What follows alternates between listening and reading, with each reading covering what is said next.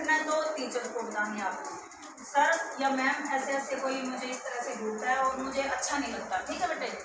तो ये वहीं पे ही स्टॉप हो जाएगा क्राइम, छोटा सा रूप है, वहीं पे एकदम उसको समझा देंगे कि ऐसे नहीं घूरना, नहीं थप्पड़ लगेगा, तेरे को सजा मिलेगी, स्कूल से नाम कटेगा, खत्म बात होगी ना। अगर आपने हमें नहीं बताया तो उसकी हिम्मत बढ़ जाएगी, वो हर रोज देखेगा, हर रोज फिर वो बोलने की कोशिश करेगा, फिर वो कुछ कमेंट करने की कोशिश करेगा, आप उसको भी इग्नोर करते रहोगे, फिर किसी दिन वो आपके साथ कोई बड़ा हादसा कर देगा अकेले बाप, जो कि आप सब बच्चियां जानते हो इस चीज़ को।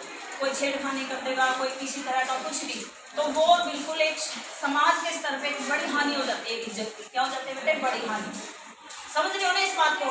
तो क्यों ना हम उसको पहले ही रिमूव कर दे, कह के किसी को, अपने पेरेंट्स को, अपने टीचर्स को। अगर कोई बड़ी घटना है, मान लो कोई आते जाते किसी ने ऐसे हाथ पकड़ लिया, छेड़ दिया या कुछ भी है, उसका तो फिर एक ही इलाज है, पुलिस।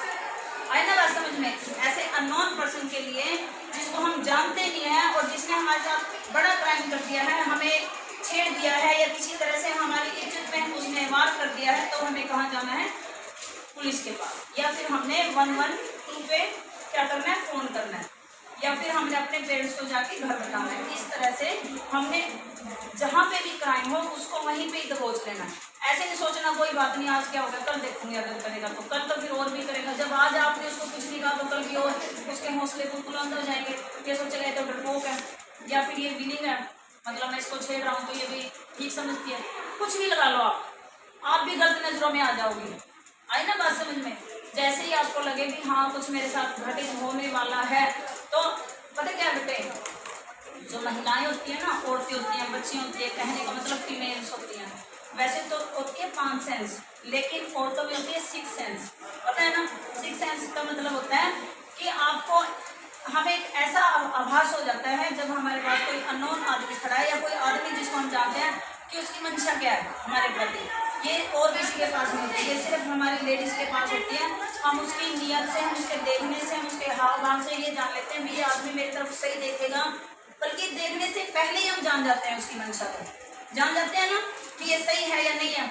और जब कुछ घटित हो जाए फिर तो अपने आप ही पता लगता है। तो इसलिए जैसे ही आपकी 6 सेंस ये कहे कि ये मेरे साथ गलत करेगा, गलत देखेगा, तो ऐसे ही उसको या तो पहले ही अगर आपको लगता है कि कहने से, समझाने से समझ जाएगा, नहीं तो उसके खिलाफ अपनी कार्रवाई करवानी है, अपने पेरेंट्स से कह के, अपने टीचर्स से कह के।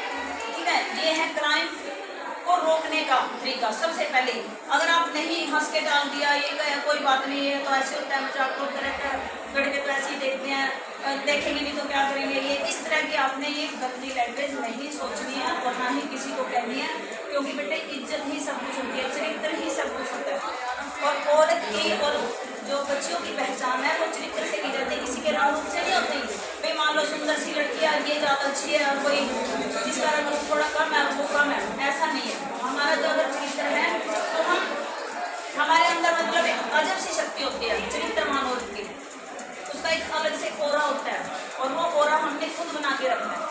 हमें संस्कार होने चाहिए, हमारे अंदर चरित्र होना चाहिए, हमें माँ बाप का कहना मानना चाहिए। अगर माँ बाप कह दे कि नहीं वहाँ नहीं जाना, उस लड़की के पास नहीं जाना, वो ठीक नहीं है, तो वहीं पे स्टॉप कर दो। अपने माँ बाप का कहना मानना, अपने टीचर का कहना मानना, ये सभी क्राइम को खत्म करने के लिए पहले ही स्टेप है।